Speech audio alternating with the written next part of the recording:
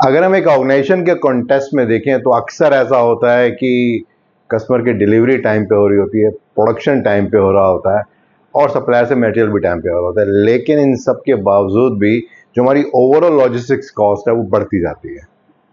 उसका कारण क्या होता है? मे बी जो हमारी इन्वेंट्रीज वो बढ़ती जा रही हैं, जो हमारे वेयर हाउसेज हैं भरे हुए हैं और जो हमारा वर्किंग कैपिटल है वो बहुत कम है।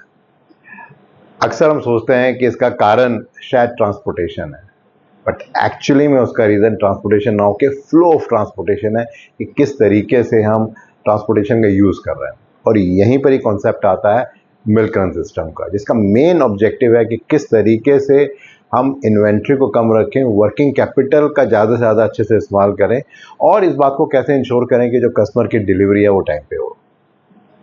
अब इमेजिन करके देखिए रियल लाइफ एग्जांपल में क्या होता है। अक्सर ऐसा होता है कि हम सोचते हैं मार्केट से कुछ हमें खरीदना है, एक लिस्ट होती है जो ऑलरेडी हम बना के चलते हैं और कहीं ना कहीं माइंड में हमने सोचा होता है कि ये सीक्वेंस रहेगी, पहले हम यहाँ जाएंगे, यहाँ जाएंगे, यहाँ जाएंगे, फिर यहाँ जाएंगे। और अक्सर उसका जो मेन इंटेंट होता है वो ये होता है कि शुरू में शायद सामान वो लेंगे जो थोड़ा लाइट हो और लास्ट में जाके भारी सामान उठाएंगे। ये भी हम सोचते हैं कि किस समय जाएं जिस समय क्राउड कम हो और अगर वहाँ पे उस समय डिस्काउंट हो तो सटनली उसको हम प्रेफर करते हैं उस टाइम को जाना।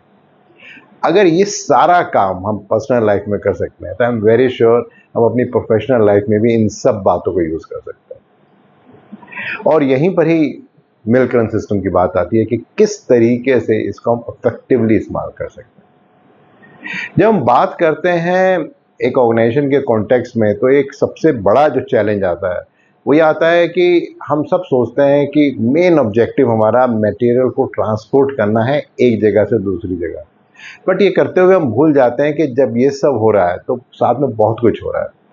जैसे मैंने पहले बोला था कि हमारी इन्वेंट्रीज पाइलअप हो रही हैं, जो वेयर हाउसेज है वो भरते जाते हैं, कैश फ्लो कम होता रहता है, कस्टमर की डिलीवरी भी कहीं ना कहीं इम्पैक्ट हो सकती है और इस तरह के बहुत सारे फैक्टर्स हैं जो कि साथ में जुड़े हुए हैं ट्रांसपोर्टेशन के। और अल्टीमेटली प्रॉफिटेबिलिटी सबसे इम्पॉर्टेंट है और इसको समझना बहुत ज़रूरी है कि इन जनरल क्या होता है कि मे बी 8 हमारे सप्लायर्स होते हैं, 8 उनके ट्रक्स होते हैं, 8 डिलीवरी टाइम होते हैं और 8 अलग अलग टाइम पे वो अनलोडिंग होता है, यानी कि हमेशा ही एक केओस होता है।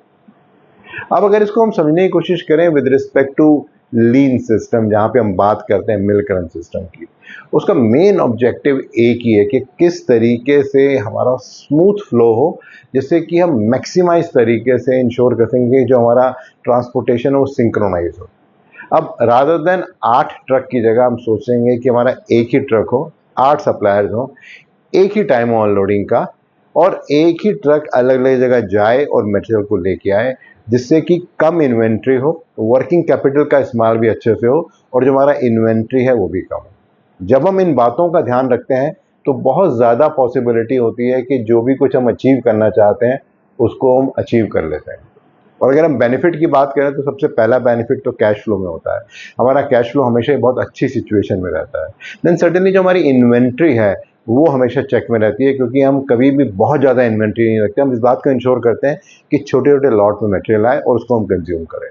और जो सबसे ज़्यादा बेनिफिट होता है वो इस बात का होता है कि एक रेजिलियंस पावर होती है कि अगर कोई भी चैलेंज आएगा, कोई भी प्रॉब्लम आएगी तो बहुत जल्दी उसको हम अडेप्ट कर सकते हैं और एक्सेप्ट कर सकते हैं और देख सकते हैं किस तरीके से उसको हम वापस लेके आ सकें। और जब हम इस बात को इंश्योर करते हैं तो चीज़ें बड़ी आसान हो जाती हैं। अगर हम मिल्क रन सिस्टम की बात करें एक एग्जाम्पल के रूप में, तो इन जनरल क्या होता है ऑर्गेनाइजेशन में कि अगर हम मान के चलें कि ऑर्गेनाइजेशन है और उसके 8 सप्लायर हैं जो शायद आसपास हैं, वो अपने अपने टाइम में अपने अपने ट्रक से या तो मटेरियल भेजते हैं या ऑर्गेनाइजेशन अपने ट्रक भेजती है और वहाँ से मटेरियल आता है।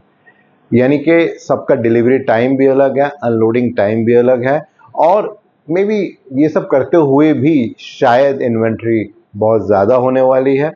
मे बी जितनी हमें रिक्वायरमेंट है या तो उससे कम या उससे ज़्यादा होने वाली है और इन सब केसेस में ट्रांसपोर्टेशन कॉस्ट भी बढ़ रही है।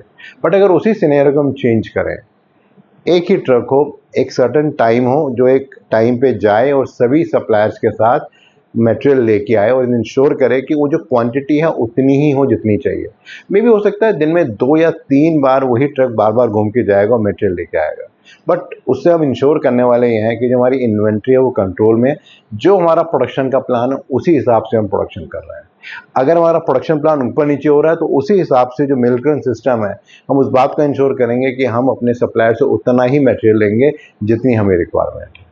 और वैसा करने से हम बहुत सारी चीज़ों को लाइफ में आसान कर सकते हैं, ओवरऑल कैश फ्लो को आसान कर सकते हैं और इंश्योर कर सकते हैं कि जो ओवरऑल कस्टमर की रिक्वायरमेंट है उसको मीट करें।